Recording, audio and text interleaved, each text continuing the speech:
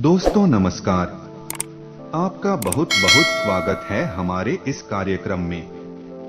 दोस्तों आज हम बात करेंगे अपनी नकारात्मक सोच को पॉजिटिव कैसे बनाएं। आपने देखा होगा अक्सर लोगों के जीवन में नकारात्मक सोच की वजह से बहुत सारी समस्याएं आती हैं।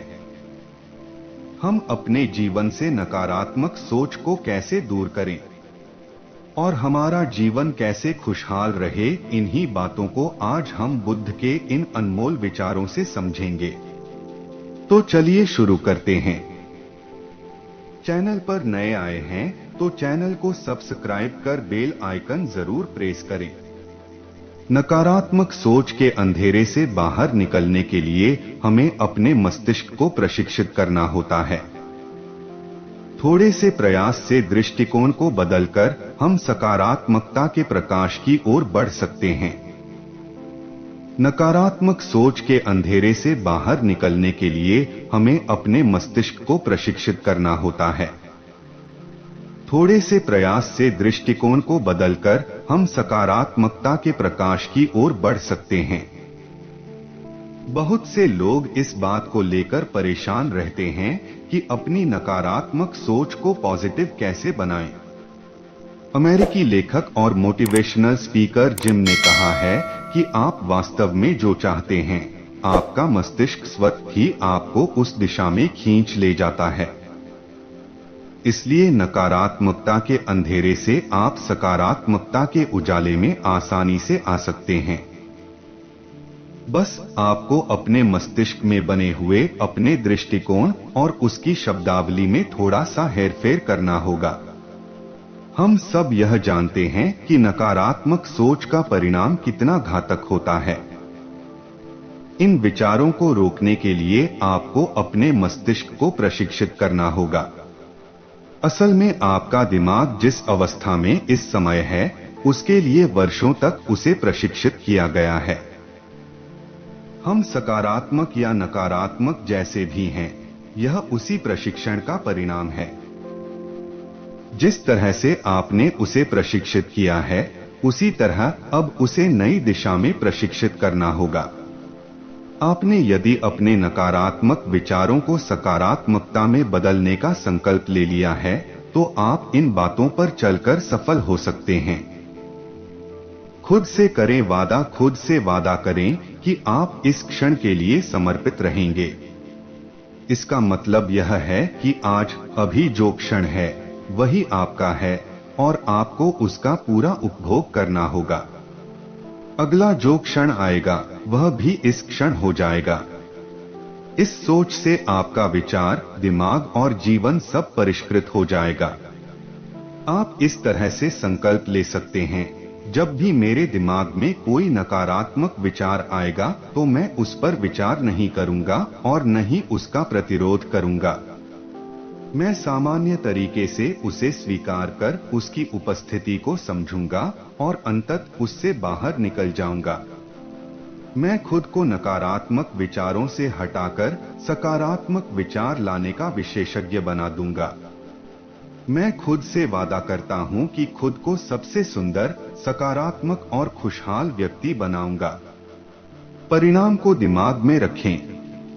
अपने मस्तिष्क की आंख से अंतिम परिणाम देखिए। यह देखिए कि यदि आप अपने सोचने का तरीका बदल लें तो आपके जीवन में कितना अंतर आ जाएगा। उस भावना का अनुभव करें जो एक सकारात्मक सोच वाला व्यक्ति बनने के बाद आती है। जोश, शांति और आनंद की भावना का अनुभव करें। आप यह माने कि आपके अंदर ये सब भावनाएं हैं। लेखक विलियम आर्थर वार्ड ने कहा है कि यदि आप कल्पना कर सकते हैं तो आप उसे हासिल भी कर सकते हैं। आप यदि सपने देख सकते हैं तो उसे पूरा भी कर सकते हैं।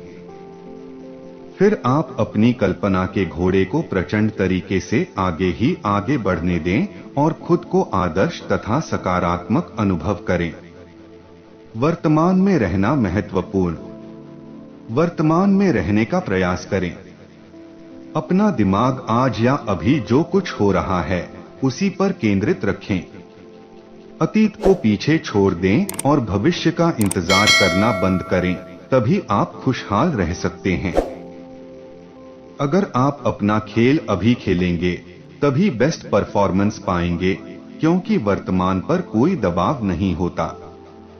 दबाव तब बनता है जब आप भविष्य के बारे में अधीरता रखते हैं और अतीत की विफलताओं को याद करते रहते हैं। खुद को करें प्रोत्साहित। जब भी आपको लगता हो कि आप विफल हो रहे हैं, तो खुद से उसी तरह बात करना शुरू कर दें, जैसे आप किसी बच्चे से करते हैं, प्यार, करुणा और प्रोत्साहन के साथ। इससे आप खुद को मानसिक रूप से ऊपर उठाना सीख जाएंगे और हर समय आपका मनोबल ऊंचा रहेगा। चिंता छोड़ें, बेफिक्र रहें। अपने जीवन को सौहार्दपूर्ण और प्रिय तरीके से जीना सीखें। अपनी सभी चिंताओं और तनाव को दूर भगाएं और खुश रहें। अपने को उस रूप में स्वीकार करें जो आप इस क्षण हैं। अपने दिल, आत्मा, शरीर और दिमाग का अच्छी तरह से ख्याल रखें, तो आप अपने लिए और दूसरों के लिए भी खुशहाली का सृजन कर पाएंगे।